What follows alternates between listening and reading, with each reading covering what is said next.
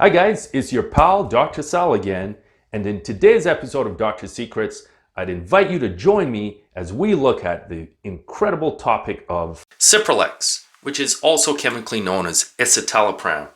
And if you listen to the name, it may remind you of another mood disorder medication called Celexa or Citalopram, and they're actually related.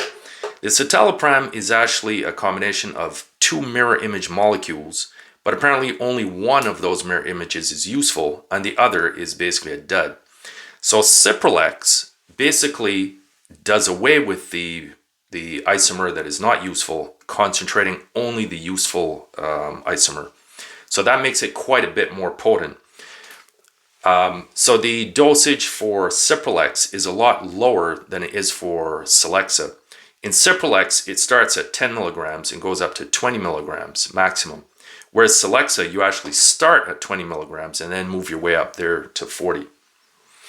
All right, so now let's look at the potential uses of Cipralex. We're concentrating this time on Cipralex. I think I've done a previous video on the other one on the Celexa. So Cipralex or Escitalopram has three mood disorders that it's used for. One is major depression. The other is anxiety, so generalized anxiety disorder. And the other is OCD, obsessive compulsive disorders. So that's the trifecta that the Cipralex is used for. So now we know what it's good for. Now let's look at some of the potential pitfalls and side effects.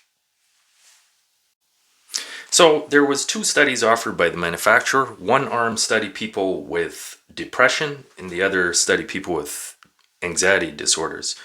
What was interesting to me as I reviewed the literature is the side effect profiles didn't exactly match, which seems a little strange because one would think if you're taking the same medication, it's just for a different indication, you should get this similar or same side effect profile. But it turns out they rhymed a bit, but not quite exact, not quite a fit.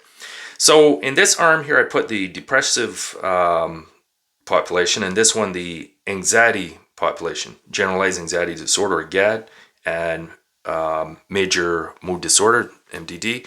And for this study, it was conducted for 8 weeks, and it was at a dose between 10 to 20 milligrams, which is standard. And in the user side, it was 715 individuals. On the placebo sugar arm, it was 592 for the depressive study. So the first most common side effect in depression users at 15% was nausea, as opposed to 8.1 in placebo. Diarrhea came in next at 8.4, as opposed to 5.2 of people on placebo. So to me, that's not really a very strong connection. Insomnia, difficulty sleeping, came in at 8.2, and 3.6 people, roughly 4 people out of every 100 on a sugar pill also complain of having insomnia. So go figure. Dry mouth, that was 6.6% as opposed to 4.6. So again, the true incidence pretty small, about 2%. Dizziness was the next most commonly considered side effect. That was 6.3. And in individuals on placebo, it was 3.6%. Next up was feeling tired. That one can be a little confusing because when you're depressed, you tend to feel tired anyway. You don't have any motivation to do anything. So that was quoted in about 5 out of every 100 people, as opposed to roughly 3 out of every 100 on placebo. So overall, you can see it is fairly well tolerated. Now, when we move now to the generalized anxiety arm of the study, the most common side effect was not nausea. In fact, it was headache, and that was in 23.7% of users. And that was out of 832 users, as opposed to 566 on placebo. Those on placebo also complain of headache in about 1 in every 5, 18.6%. And that might make sense because when you consider anxiety is a hyper-stimulated state, you're more sensitive to everything, it's more difficult to cope with stressors. It makes sense that those suffering with anxiety also tend to suffer with a lot of headaches. So the true incidence being caused by the tablet itself, to me, would suggest is pretty low, like on the order of maybe, I don't know, 3 to 4%. Now, the next common thing was nausea, which was also seen in the depressive arm. But in this arm, it was more frequent at 19.4%, and for placebo, 9%. Insomnia was 10.1%, as opposed to sugar pill 3.7%. And honestly, I would have figured the insomnia would have been worse in the individuals with anxiety as opposed to depression. In fact, very often people who are very depressed will spend a lot of time sleeping, basically sleep the worries away. But that didn't actually turn out to pan out. Fatigue was next most common, 9.9, as opposed to 2.7. Then diarrhea was 9.6% of people, as opposed to 5.8. Next in was dizziness, and that was coded in 7.9% of patients on Cipralex for anxiety, as opposed to 5.6% of individuals just taking a sugar pill. Dry mouth was the next most common, and that was in 7.3% of people, as opposed to 4.6%.